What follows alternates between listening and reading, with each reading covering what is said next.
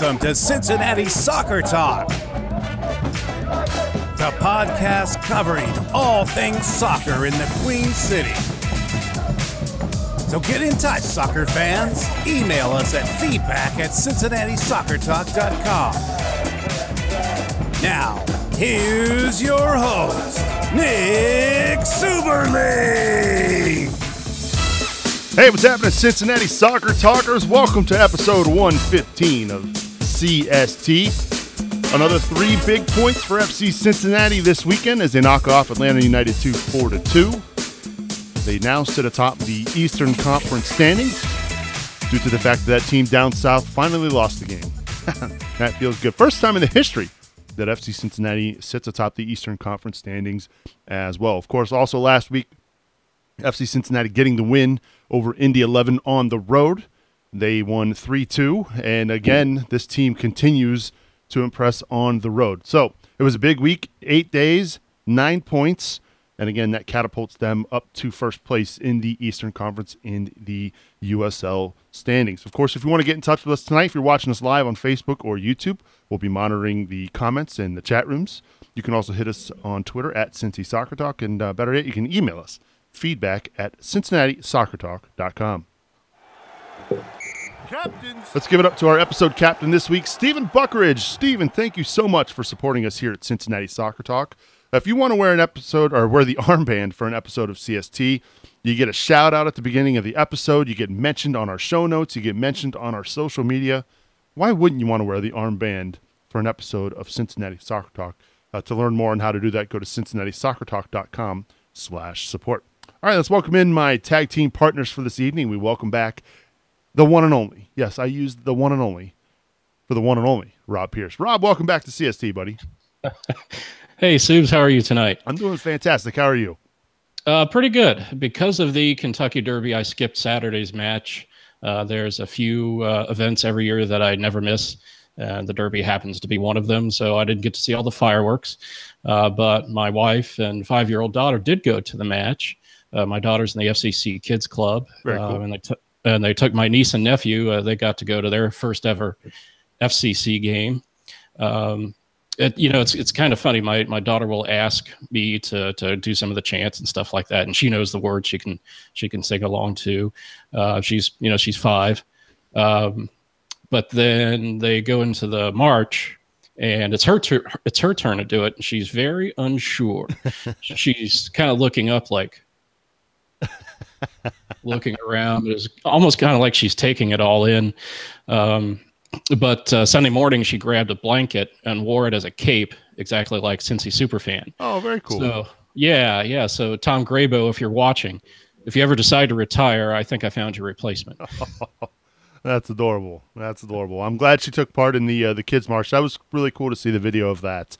I don't know if there are many clubs in American soccer that have done that with kids, so that's pretty cool. I'm glad they took part in that. Well, one man who will never take part in the Kids March. I don't know why I went there, Bill, but I did. Welcome back to the show, Bill Wolf, the Lone Wolf. Bill Wolf. Bill, how's it going, buddy? But I did take part in the Kids March. I was there. The kids actually, what we did was we took the march in and we piled up there like we were getting ready to do our big march. Mm-hmm. And then the kids came down the opposite direction and we actually split the march in half, and they went down through the middle of us, and we played while they went down through the middle of us. Very cool. So it was pretty chaotic with a lot of noise, and a couple of kids probably weren't so thrilled about it, but I think a lot of them just thought it was like crazy loud and exciting. So they were probably like souped up on energy by the time the game came around. So. Yeah, well, it was an energetic first half to say the least. Let's get into the match. FC Cincinnati wins 4-2 over Atlanta United 2. It was a goal fest for sure there at Nippert Stadium in that first half. Not much to do there in the second half, but the first half was tremendous. Manu Ledesma gets the brace for FC Cincinnati. He gets his 2 goals and an assist. And really one of the things that jumped out to me watching that match, and I'm sure you guys have had a chance to go back and watch it as well, how many times, and I don't know if it was something they saw on tape or what, but it was very clear what FC Cincinnati's goal was, and that was to make late runs in behind the Atlanta defense They just were not ready for it. Early on in the match, they got in behind, but either the ball bounced the wrong way or the ball checked up and allowed the Atlanta defense to catch up. But finally, the dam kind of broke there midway through the first half, and Danny Koenig, if he would have missed that open netter, we would have had some problems. I mean, that was a great ball in from Ledesma, who brought the defense with him. They fell asleep. He just calmly slots it across, and Koenig can't miss that open net for the first goal. And similarly, Ledesma runs in behind again. Koenig plays a dummy. Atlanta thinks he's getting the ball. Ledesma just comes out of nowhere. And again, another opportunity. He couldn't miss that either. That made it 2-0. And then it got sloppy from a defensive perspective. FC Cincinnati inside their own 18. And really, it was probably the first or second real chance Atlanta had in the FC Cincinnati penalty area. And just sloppy clearances allowed Atlanta to get on the board. And even on the second goal, a sloppy clearance led to a fantastic strike by Laurent Kisidou. I just wanted to say the name Kisidou, to make it 3-2 at that point after Corbin Bone had scored. So that first half was crazy. A lot of goals, a lot of action. Second half, not so much. Ledesma kind of put it away early off the fantastic assist from the goalkeeper from Atlanta United, Nicolas Carreau. But let's talk about that first half, gentlemen, because this team, I don't know what's gotten into them the last few weeks, but the goals have been coming in abundance because they have been it's not something we were used to at the beginning of the year. And really, honestly, in the entire history of FC Cincinnati, I don't know if we've seen a 3-game stretch like this, even a 4-game stretch like this, where we've seen so many goals from the club. Oh, without a doubt. I mean, this is a very talented squad. We've known that, at the beginning of the year. I think a lot of the stress and anxiety that fans were feeling early on was just simply the fact that we expected some of this and we weren't seeing it. So, it's great to see that they're finally starting to click. I think that's kind of what it's been. It's just been a matter of them understanding each other and knowing each other's habits. We saw that Reddit post with 23 passes in a row. It didn't actually lead to anything, but the point is, it's just that sheer understanding that they're all moving into space and seeing each other in that space and getting the ball to each other, making those crisp passes at times. The more that we see, the harder and harder it's going to be to even take possession away from us and get opportunities against us. So, it's phenomenal. And obviously, the other thing we worried about early on was just how slow our first halves were. And obviously that is not the case anymore. So, I have to put that on Alan Koch. I can't think of any reason why that would have changed, other than him just saying, guys, what are we doing? We're taking a nap when we get started. He's doing something to get these guys energized because they're coming out with, Red Bull in their veins or something. I don't know. So. Yeah, they've been playing fantastic ball, and I had the fortune of writing the match recap for Saturday night's match, Rob, and in my 3 points I mentioned they are who we thought they were, stealing a line from the late Dennis Green. That team that has been playing, this is the offensive juggernaut we were hoping we were going to see. We didn't see it early on in the year. I think a lot of it had to do with the tactics and the formation they've deployed, but they've made a change recently, and I don't know if that's what's leading to the goals necessarily, or if it's just the opportunities are finally starting to happen and FC Cincinnati is actually putting the ball in the net. Yeah, it's hard to tell which one it is, but if you go back to halftime of that Pittsburgh match when Koch basically threw out his playbook and went from that 4-2-3-1 to the 4-4-2 diamond, it has made a tremendous difference. The great thing about this shift is it does two things. First, it gets Ledesma off the wing, and it gets more centrally located where he can be more creative, where his creativity can flourish. And then second, it opens up the midfield. Those were two beautiful through balls on Saturday. Walker with the first one, and then Blake Smith with the second one. And that's what happens. You still have width on the wings. It's just coming differently. Instead of booming it up the wing and trying to cross it over, that's how you get those 23 straight passes that come together. You have two central attacking midfielders providing your width in the center of the pitch, and it allows the forwards to run at goal more instead of into the corners. The con, as we've seen, is that it can leave a little more defensive exposure. But when you have center backs like Kanan and Lasso and the strong goalkeeping core that FCC has, I'm not really that concerned. Yeah, I'm not concerned either. And again, the poor clearances and the sloppy play defensively can be cleaned up. I mean, there's no doubt about it. It's almost like we've seen two different teams, because at the beginning of the year, defensively, they played in that shell and they weren't giving up goals. We saw the first two clean sheets of the year. And then for whatever reason, once they've made this switch to the 4-4-2 diamond, now it's only the defensive midfielder sitting in front of those two center backs. Again, as long as you're winning and getting points, that's fine. And, personally, for me, I prefer watching a 3-2 game rather than a 1-0 just slobber knocker where not much is happening. You're just seeing play between the penalty boxes. I like seeing the attacking style that we've seen the last few weeks, Bill. Oh, absolutely. And we're making a big point about the formations, and we're talking about switching from a 4-2-3-1 to a 4-4-2 diamond. I'm not even really convinced. At some level, it just feels to me like we have attacking mids, whether they're wings or whether they're central, and instead of like being more fixed to location, there's just a lot of fluidity. To me, I see Jimmy come central. I see Jimmy go left. I see Ledesma come central. I see Ledesma go right. I see Bone go right. I see Bone go left. I mean, to me, it seems like these guys, instead of sitting around saying, well, this is my position, they're more just like letting the game dictate where they move, and they're reacting to each other. So, if Jimmy runs off to the left, then Ledesma maybe pulls in central, and certainly we've seen Ledesma more central and certainly going more attack oriented than when he was out wide, out right. And I think that's at some level the key piece to me. It's that there's fluidity in the attacking mids, but there's also like they're not just going wide and trying to bring the ball into the box. They're actually becoming attackers. They're moving in on their own. And especially Ledesma Koenig. I mean, that combination was so lethal in this game. And it wasn't just, once or twice. I mean, there was the time when the ball went slotted through, and, I don't know if Koenig was offsides or if he just dummied it or not, but he basically just stepped away from it and let it roll in. And then, Ledesma gets the ball. But I think it was even the second goal that Manu got was really off of pressure from Koenig. Where he came in hard on the keeper. The keeper made a bad clearance, and it's just like, these kinds of things just, those kind of combinations, I like this attack oriented focus. I like it.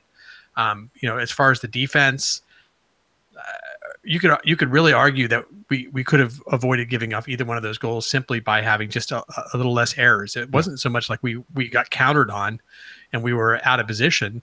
I mean, Hoyt just simply headed the ball to the center to the other guys. It's like the white shirts aren't us, but that's going to happen. So fortunately, when you score 4 goals, it doesn't matter as much. And I think too, what's going to go unnoticed is, yes, obviously Manu Ledesma had a great night, got the brace, 2 goals and an assist. Koenig also had a goal as well.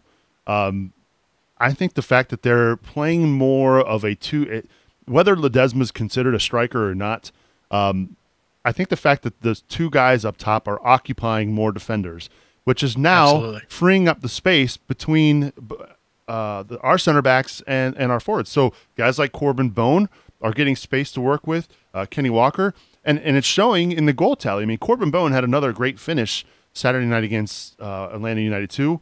You couple that with his finish Saturday night, the game-winning goal against Indy 11. So he's got 3 goals on the year. Kenny Walker's got 3 goals on the year. And a lot of that, well, I know Kenny Walker's one came from a penalty. One came from 55 yards out. Okay, maybe not 55, but it was a long goal. But the fact that he's getting more space to operate with, yes, from a defensive standpoint, Richie Ryan and Michael Lahoud might have to do a little bit more. But I think what's happening now is it's occupying the defense for the opponents. And now that's one more thing they've got to worry about. And it's really working, Rob. Yeah, that's exactly right. Bone has been on some kind of tear the last couple of weeks, and it's really showing. Let's look at it this way. Corbin Bone had 3 goals last year. That's it, 3. He's had 3 in the last 3 weeks. That that tells you what you need to know with where this this team is going offensively. So obviously, a lot of credit is going to go to the forwards up top. But how about we give some credit to Alan Koch? This is a guy who early on we weren't sure what the plan was, I guess. And then you have to give him credit for making the change there in the Pittsburgh game. And once they started getting more attack-minded, I feel like maybe you sense the change in this group. They actually are playing with a lot more confidence, it feels like, just watching them on the ball, watching the way they pass, versus when they were in that 4-2-3-1 formation where it was very rigid, very defensive, very much we're going to protect our goal and not give anything up and maybe hope to catch them on the counterattack. I don't know. It's just, I don't know. Does it feel like a completely different team to you now, Bill? Oh, it absolutely does. And, I think early on we were definitely scratching our head trying to figure out, what the plan was. It seemed like everybody was playing very rigid, and maybe they needed time to get comfortable, to understand what they were doing. Maybe because they weren't gelling, maybe they tried to come up with more rigid formations to start, just to kind of keep everybody sort of locked in. Let's do this over and over again and try to win a game, or let's focus on defense until we can get everything gelling. I don't know if you listened to Lance McAllister today. Obviously, you were on his show today, but earlier before you, Alan Koch was on. I did hear him, and he did a very nice interview, and that 23 pass moment was brought up by Lance, and Alan actually made the comment. He says, it may be kind of weird to hear me say this, but I get as much satisfaction out of the 23 passes that don't result in the goal as the goal itself, right? Because he says that's what they work on every single day. So obviously this passing, this fluidity, this reading of each other, this understanding of moving the ball, that's what he's looking for. And it just seems like it just took us a while to get to this point where we could start to string together more and more of these passes and move the ball as effectively as we do. So yeah, I think it's great. I'm excited that we're finally starting to see, kind of the beautiful game, as you would say. Yeah. Yeah, I mean, I don't know about you, Rob, but it feels, just watching the team, it feels like I don't know if handcuffs is the right word. I felt like it feels like they've been kind of let go a little bit, and it's starting to show. Yeah, I would say maybe they're not so restrained, or maybe confined is the right word. Maybe none of them are the right words. But yeah, I remember when we had Nas on and I asked him if he felt more comfortable, because they looked more comfortable and more confident. And he definitely agreed with that. So I definitely think this is more freeing offense. Like Bill alluded to earlier, gives them a lot more fluidity and a lot of better chance to use their creativity. Now, I got to ask you this, guys, because this is not the first time we've seen this, but Atlanta United brought down a lot of guys from their MLS roster. We're going to see that quite a bit this year at Nippert Stadium. These MLS 2 teams bringing down their young guys to get experience playing in front of, well, let's face it, an MLS-type crowd. When you saw that there were so many MLS guys down, so many teenagers in this lineup, what do you make of that? And should we be pumping the brakes a little bit after this 4-2 win, or is this something to get excited about? There's two things I'd like to bring up on that. First off, somebody somewhere made a mention, and I don't know whether it's confirmed or not, but it's interesting if it's true. But they made the comment that Atlanta United 2 played in front of a larger crowd than Atlanta United. Really? So, yeah. So I'm guessing they were both away, right? Because obviously Atlanta. I think Atlanta wasn't Atlanta in Chicago? There you go. So Chicago has a problem drawing. They've got that stadium out in the suburbs, right? So their crowd was actually smaller than our crowd. So Atlanta United 2 actually played in front of a better crowd. I should say bigger crowd. I think we're better than Chicago and Atlanta. So that's an interesting point. And obviously, teams are looking. When they're bringing these players down to give them a good experience. You don't want to, go out into a place where you're playing in front of 160 people. That's pretty depressing. You feel like you're being punished. It's like running laps or something. But then the other thing is that actually it's interesting. We were looking at the whole what do you say, the 8 days, 3 games thing, and how is Allen gonna figure out how to rotate his roster, and do you go hard on Indy because that's the one you want to win, and you double up, so it's like Ottawa, you got to get your points, and then you go hard on Indy, and then you rest the guys to the last game, or do you try to rest them for Ottawa? I mean, we thought of 100 different scenarios, and of course we were probably all mostly wrong, except for Brad, because Brad's always right. Always.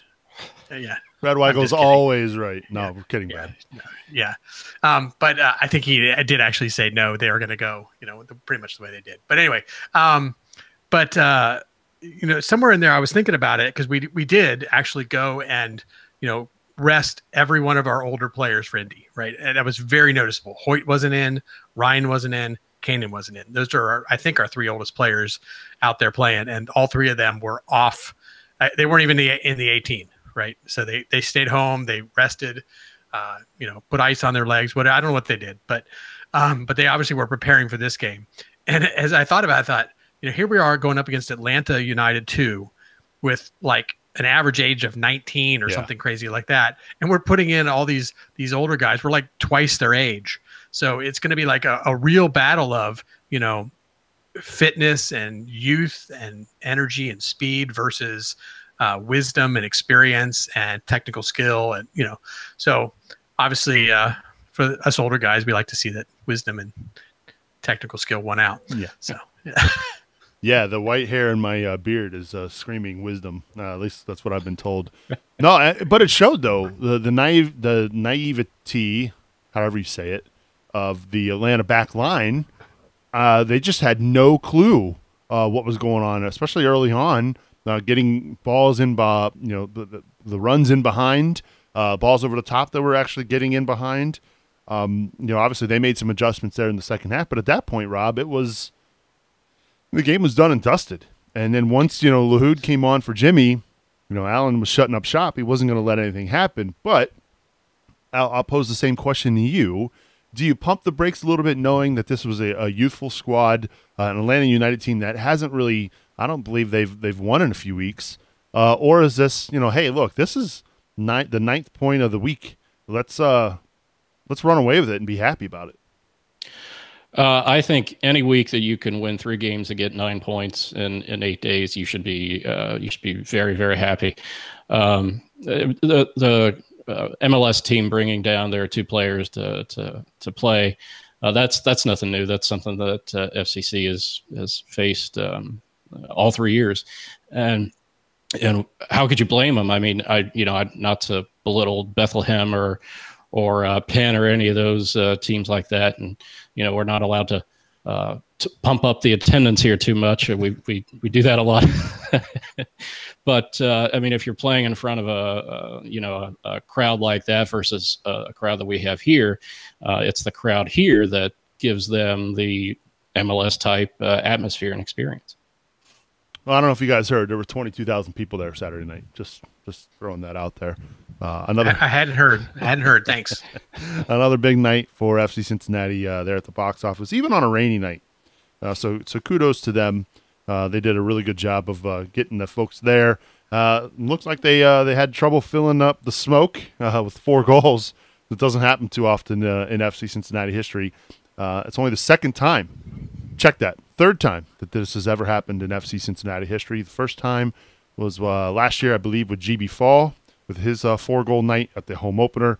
And then also last year, I believe they put 4 on Toronto FC 2.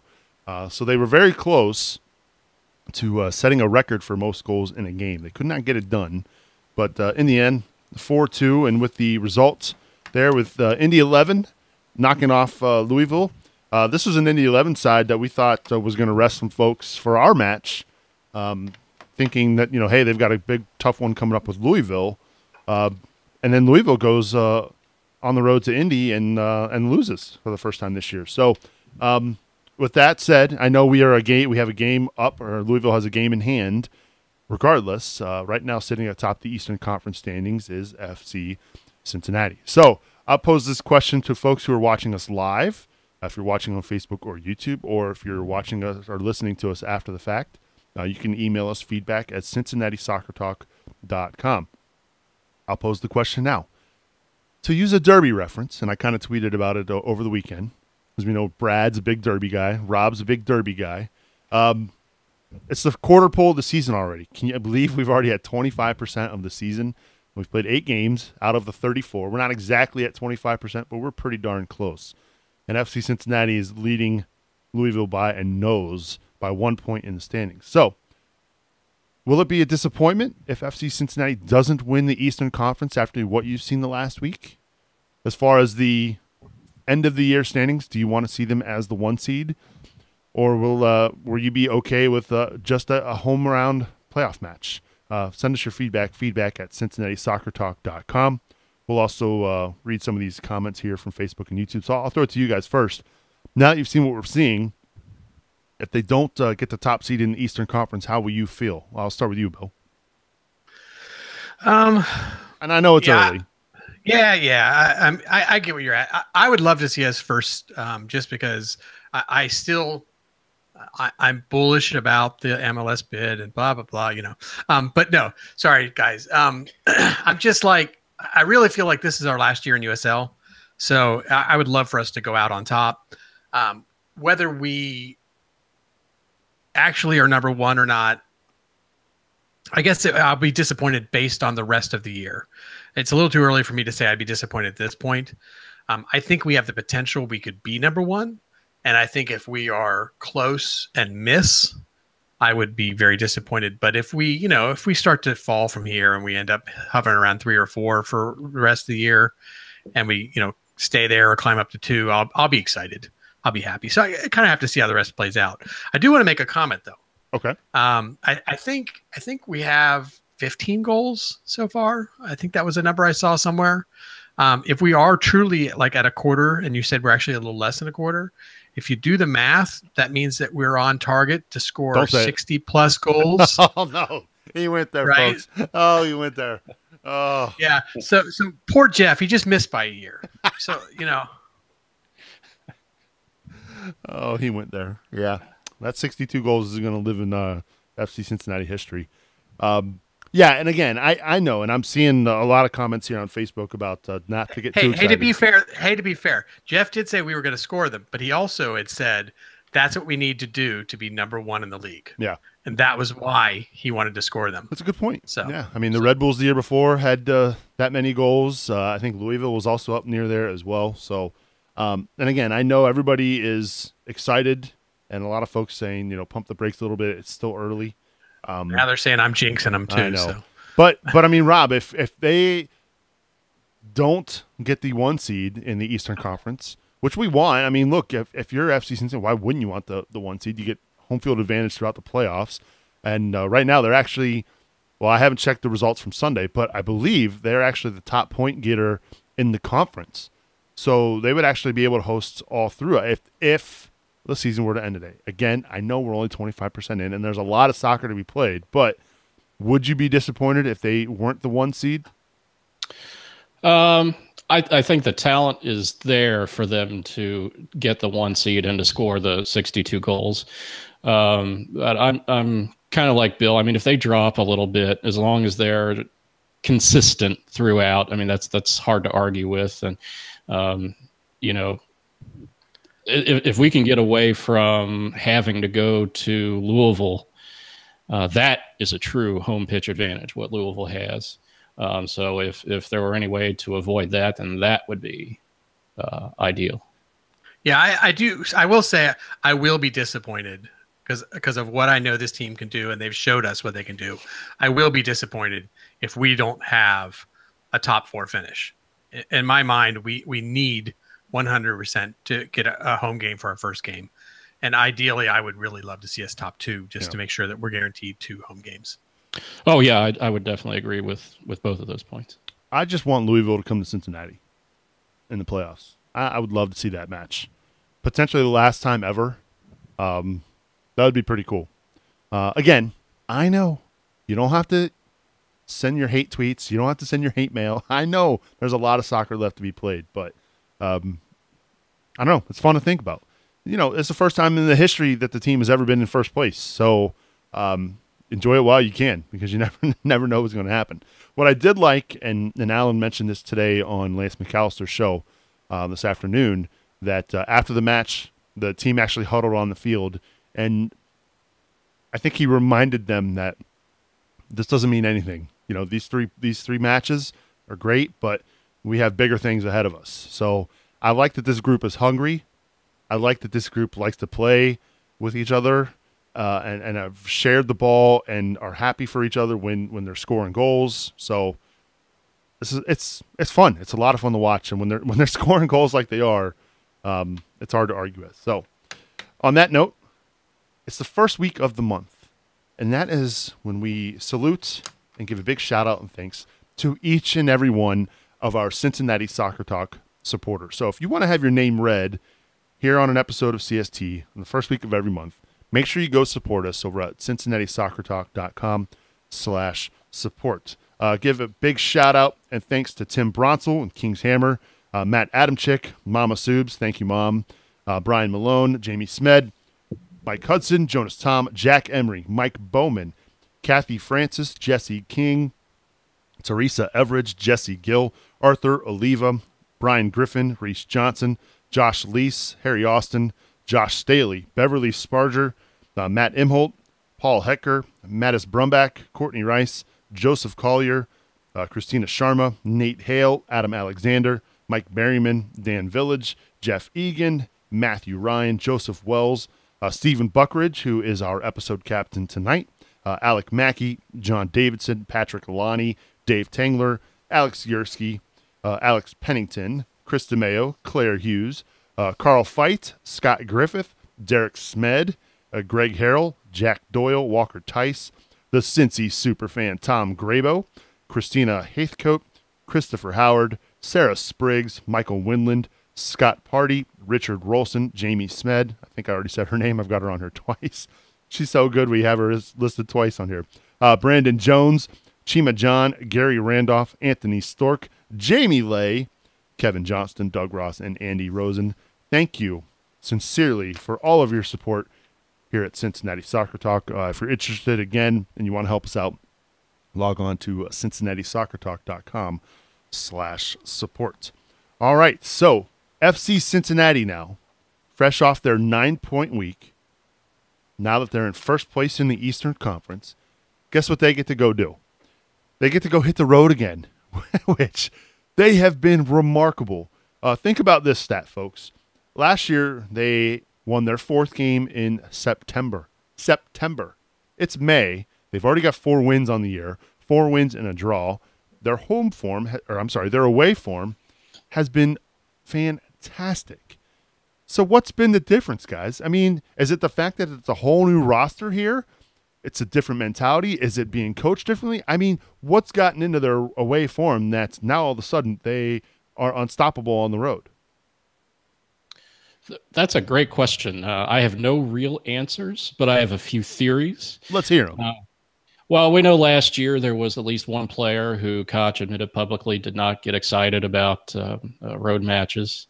And I'm fairly certain he's gone now. We got a whole new group of players in, and these guys are strong on character. So maybe it really doesn't matter to them whether they play in front of 25,000 fans or 2,500 fans. They're just happy to play. We know these guys started bonding right away in Orlando. So maybe the road matches are an extension of that. When you're on the road, you have your routine. You're doing the same things together versus, if you're playing at Nippert, maybe you have your own personal routine for match day. But whatever the reason, it's great to see. Yeah, I mean, I think that, as far as you just have to say that, I mean, Allen's the same coach, right? I mean, maybe his attitude is different this year, but if his attitude's different, it has to be because of the team he's coaching. He's still the same guy, so I can't believe that we're dealing with something dramatically different there. I think we kind of heard kind of a rumor that some of the guys, or at least one of the guys that were maybe a key figure, struggled a little bit with playing away because there wasn't a big crowd. And for whatever, better or for worse, that that's part of the game here. It seems like that's not an issue for these guys. They truly love playing. They don't really care whether there's a big crowd or not. They're still going to put in the effort, and it seems to be making a big difference. So I'm really excited to see if we can pull 3 points here this Saturday. We got 16 points on the road last year. Right now, with 4 wins and a tie, we're sitting at 13. So 3 more points. It'd be a different record. It'd be five wins and a tie versus 4 wins and 4 ties, but it'd be 16 points already this early in the season away, tied with exactly what we did last year. So that'd be phenomenal. And I think it's a testament to where these guys are right now. So Mike Berryman on our YouTube chat says most of the team is used to playing in front of a smaller crowd. He's talking about NASL. That's a nice little burn there from Mike Berryman. I've never understood when I heard that last year when Alan Koch publicly said that one of his players had a hard time getting. I never understood that. The competitor in me never. Not that I played in front of big crowds, unless you count Moeller football. Anyway, moving on quickly from that. I'd never understood that. How could you not get up for a match, especially down the stretch when they were fighting for their playoff lives? Like I never understood that. The competitor in me doesn't ever want to lose. Even like now when I play rec soccer with my 30-year-olds, I don't want to lose there either. Like when I heard that, Rob, and you mentioned it, I never understood that. I mean, how is that possible? Yeah, that's baffling to me too. For love of the sport, you should be just being out there and just trying to score more goals than the other team should get you excited enough. I mean, my son plays soccer, right? And at some level, talking to him, I wouldn't call him like the biggest competitor in the world, but he loves the game. And at some level, he's kind of commented like sometimes the crowds, like when you got a bunch of parents out there yelling, they're just distracting, So he'd be happy just on an empty field playing because all he wants to do is just, have the ball at his feet. He doesn't really care. So, I mean, if they can't enjoy that, I mean, my gosh, they've got such a great job with, they get to play soccer for a living. Yeah. Yeah. I just don't get it. But credit to Alan Koch, credit to Jeff Birding for bringing these guys in. Their road form has been tremendous, and hopefully it continues this week as they head down to the Carolinas. They're going to take on the Charlotte Independents. I know that a lot has been made, at least back in year 1 with FC Cincinnati. I don't recall much being made about it last year either. Is there still a cup to be played between these two cities? Is it still the Queen City Cup, guys? I think it is. I believe so. Yeah, I believe so. Yeah, I think it's still technically out there. Yeah, I mean, I don't know what to make of that. Do we pump that up this year? Like, is this high up on our list of things that we want to win? I don't know. I'm asking you. You guys have the pulse of the fan. Yeah, you're the first person I've heard mention it. So that bodes well then. Yeah, I mean, come on. We've got Nashville just down the road. We've got Louisville on the way there. We've got Indy just to the west of us. That's what people are excited about. I mean, these games are drivable. These are. I mean, maybe they're not like a rivalry yet, because we haven't drawn blood, though. It's gotten pretty close in Indy, but it's like, well, I don't know. I guess we drew blood in Louisville if you listen to them. Yeah. But anyway, so the point is, the point is that Charlotte's just too far away. I mean, people just aren't. There's no history there. There's no distant geographical distance. It's like a virtual artificial derby created because we have the same name. Yeah, the same Queen City. Yeah, I don't know. I want to, I guess, be excited or get up for this, but when you got teams like Pittsburgh who are closer, Indy who are closer, Louisville who are closer, and now Nashville, I don't know. Jeff Stein on Facebook says we want to win any cup we can. I don't know. I guess I'm not. I'll put it to you this way, Rob. I'm not going to be broken up about FC Cincinnati not bringing home the Queen City Cup this year. Personally, I think it was a lot to be made because it was the first home game, and it kind of it added something to it a little bit, but I don't know. Your thoughts? Yeah, I'd agree with that. And the guys at Indy, all of a sudden we have a pretty heated rivalry with them too. These regional matchups, like Bill was saying, Indy, Louisville, Pittsburgh, so close. Charlotte's not exactly far, but it's not as close as those guys are. So yeah, I wouldn't be brokenhearted either if we don't win the Queen City Cup. I think I'd be more brokenhearted if we go there and lay an egg after the week we had. That would make me more mad than not bringing home the cup. But I don't know. The history, or at least the trend that has been shown so far for FC Cincinnati this year is that, they're going to go on the road and get the job done. Obviously, we know they went down to South Carolina early in the year, got the result against the Charleston Battery. Now they're heading back to North Carolina. Maybe some folks from FC Cincinnati, guys like Nas. It's unfortunate Tyler Gibson's not going to be around. Hopefully Lance Lang will get out on the field back down in North Carolina. Obviously, he played there last year with North Carolina FC. I know that's a different squad, but he's still back in Carolina. I don't know. Are we going to see some squad rotation this week, guys, or are we going to see another strong squad put out by Alan Koch? I think it'll be a strong squad. He seems like let's put it this way. I think every squad we have now is a strong squad. Yeah. But I understand what you're asking. I think we're going to see a very similar squad to what we just saw for the last game. I mean, basically, he is almost like he's running one squad for weekends and one squad for weekday games.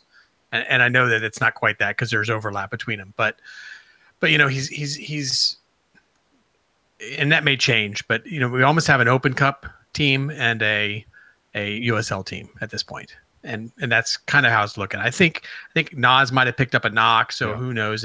He may come back into things. But beyond that, I think it's well. We got some depth, we got some solid teams. I'm excited. And not to mention too, we've got the Open Cup on the horizon coming up a week from Wednesday there at Kettler Stadium. FC Cincinnati will be we don't know yet who they will be playing against, correct? Not yet. They play this Wednesday. So it'll be the winner of the Michigan Bucks versus Detroit City FC.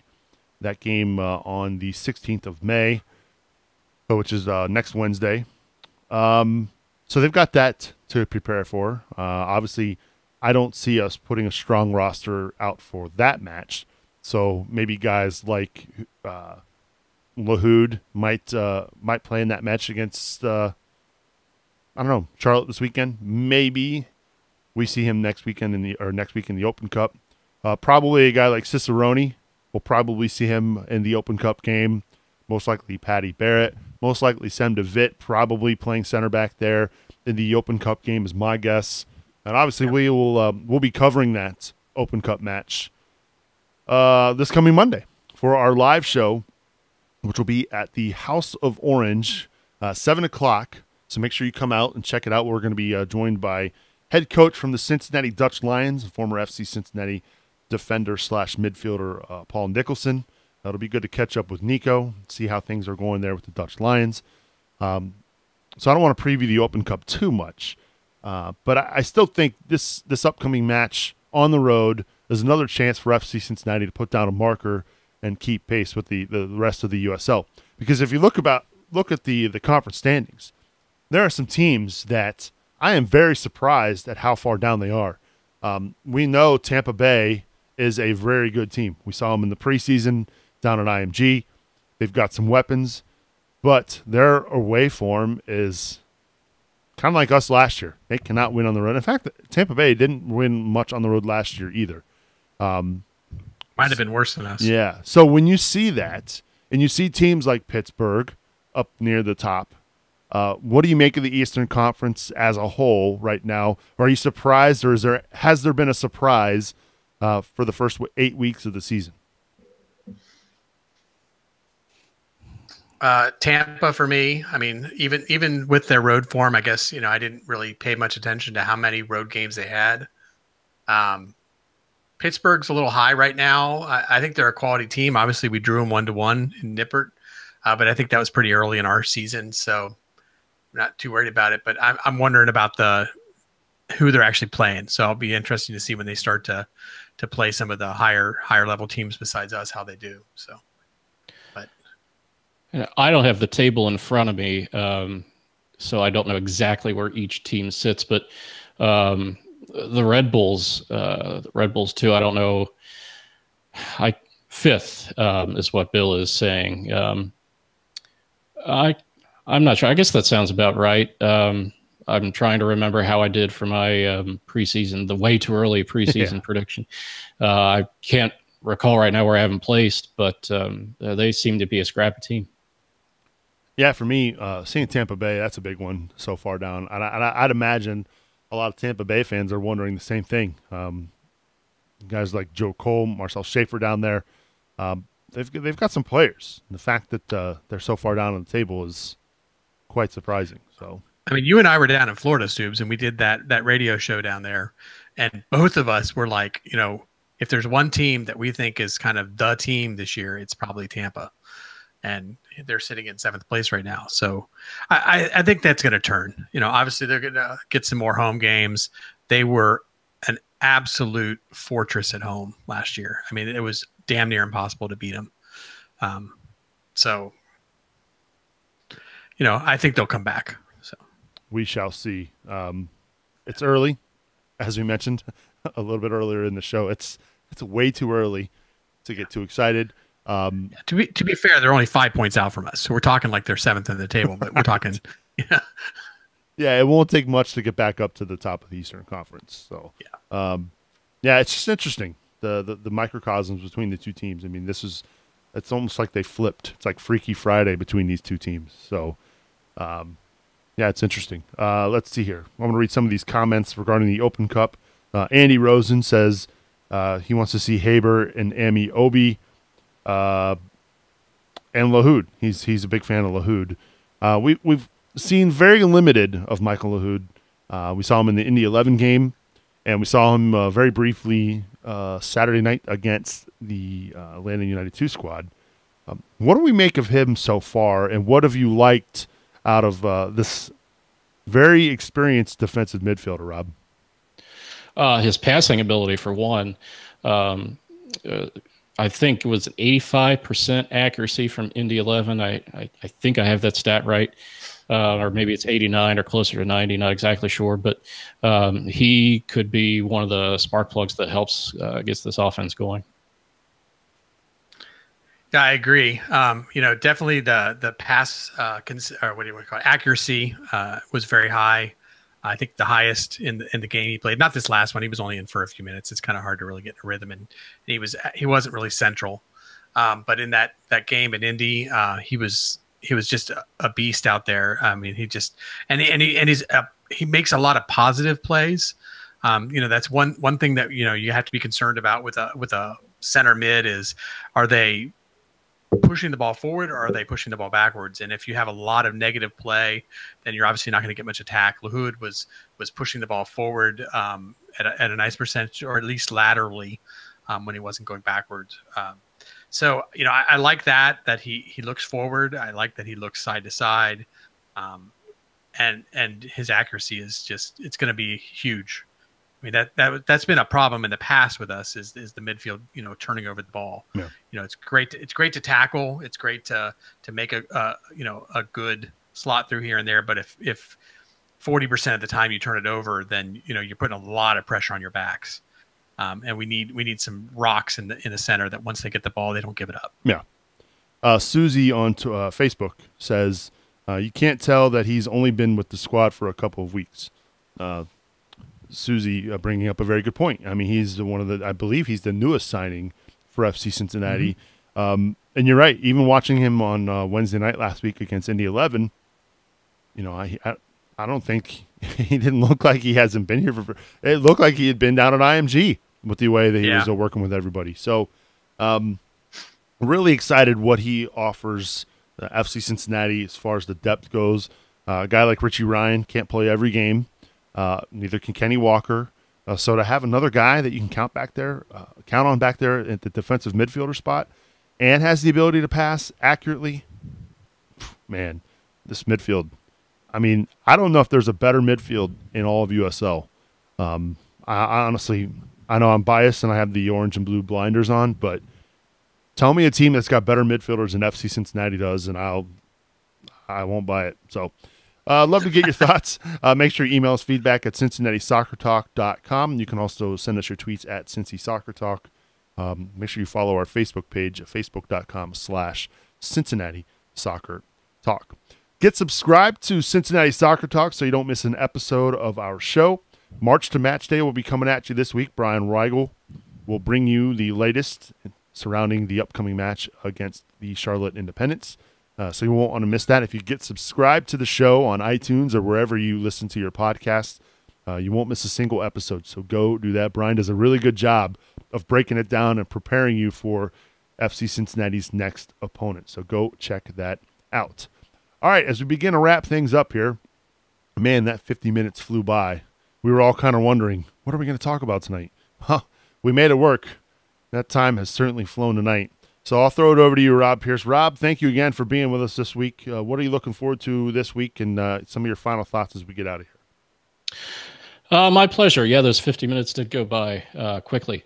My final thought is going to be, we mentioned before the game on Saturday that Corbin Bone was on the verge of 6,500 minutes played with FCC. This is courtesy of Griffin, who does a great job compiling these things for us. But Corbin needed just 52 minutes on Saturday to hit that mark. He played the full 90, so he now stands at 6,538 minutes. That is 480 more than Mitch Hildebrandt and 574 more than Harrison Delbridge, both of whom, of course, won't be logging any more minutes with FCC. If you do the math, that's almost 109 hours on the pitch and the equivalent of more than 72 full matches. That's very impressive. Corbin is a workhorse, and those minutes just pop off the page at you, and he's now scored in 3 straight matches. And for what it's worth, I enjoy reading the Corbin's Corners. Very insightful guy.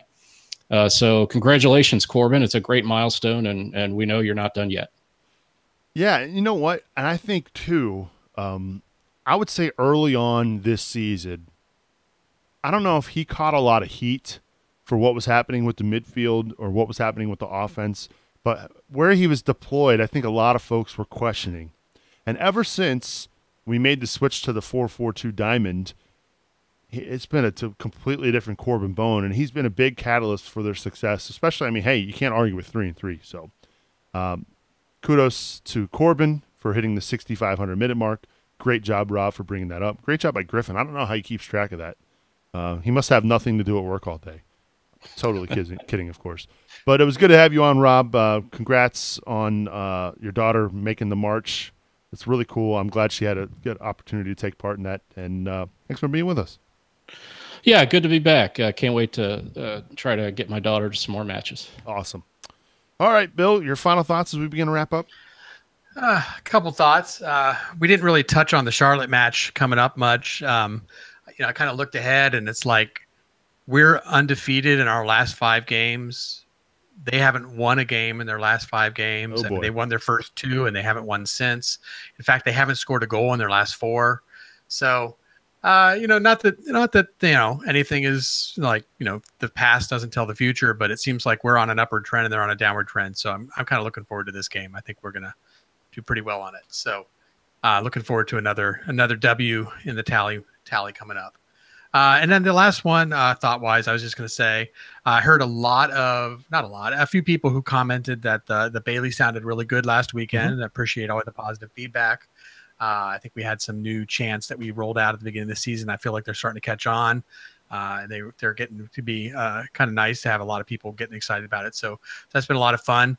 We were getting a little worried we were going to run out of smoke in the last game, which would be a good problem to have. Yeah. But all in all, I think it was a fun weekend. If anybody saw me and thought that I looked tired or angry or anything like that. That was not on purpose. But I literally, I was up at 5 a.m. on Saturday to drive to Dayton for 2 of my son's soccer games. So I was sitting through 2 soccer games and drove straight down. I think I got a Diet Coke at the bar before the march took off, and that was pretty much it. And I even had a little miscue with my wife where I ended up, she drove off with my ticket, so I had to like call her back. So yeah, it was like a really crazy long day. So hopefully I think I played well, but hopefully I didn't look like I was like just not happy to be there. So if anybody noticed that's my excuse. It was such a long day for Bill. This was hilarious. So God, you're going to tell the story. I wrote the recap on Saturday night. I had it posted about an hour after the game. So an hour later, Bill sends me a message, or sends us a message on our Slack group that says, "Sorry guys, it's been a long day. I'll get to the recap tomorrow." I'm like, what? I had it posted an hour ago. It was just really funny. It was like, What are you talking about? I've already done this thing, man.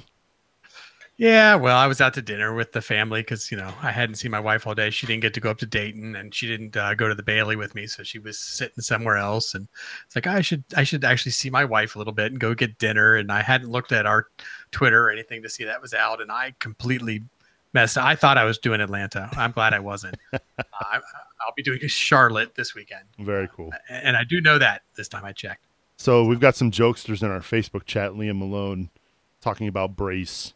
It's a joke. Had people scared because I kept mentioning Manu Ledesma's brace tonight. No, he is not in a knee brace. A lot of folks don't know what a brace is. It's when you get 2 goals and an assist. So relax, everybody. Relax, everybody. My final thoughts this week. I've got a couple of them. First, I will start with, and maybe it's not the best idea to bring this up, but did everybody happen to catch the Twitter thoughts of Bradford Rusin last week from the Indy 11?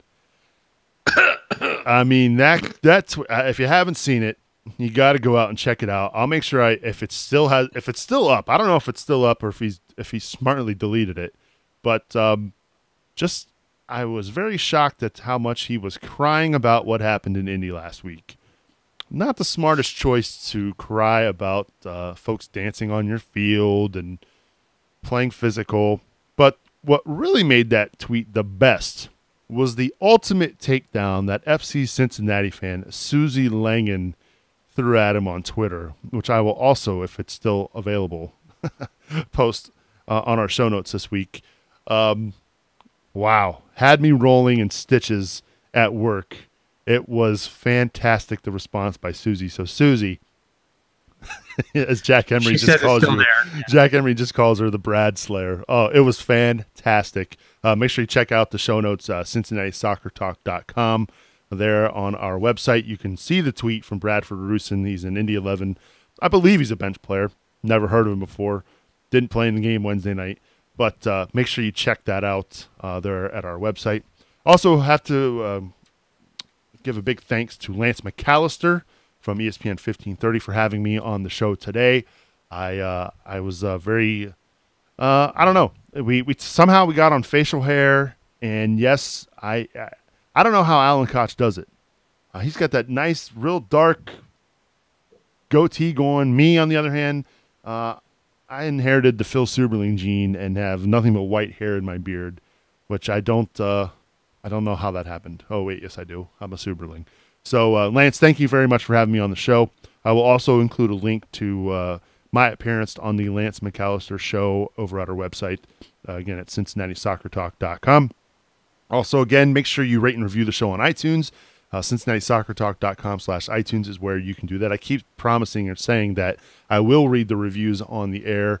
I will do that. I'm making a promise right now. Next week, I will read some reviews on the air. So if you go do that over at CincinnatiSoccerTalk.com/iTunes, you can do that there. Thank you again to our episode captain, Stephen Buckridge. Stephen, thank you very much for supporting us. If you want to support the show, go to CincinnatiSoccerTalk.com/support. So we will not be doing a live show like we typically do next Monday night. Next Monday night, we will be out at House of Orange, where we will be covering the Cincinnati Dutch Lions, and we'll be visiting with Paul Nicholson from the Dutch Lions. He's their head coach, former FC Cincinnati I almost said defenseman like he's a hockey player, a defender and a midfielder. So go check us out there at House of Orange. That's live at 7 o'clock. We hope to see you all there. In the meantime, give it up to Brian Weigel. But make sure you go check out March to Match Day this week. And finally, my thanks to Bill Wolf and Rob Pierce for joining me on this episode of Cincinnati Soccer Talk. I'm Subes, reminding you to all watch your tackles, and we will see you all next week.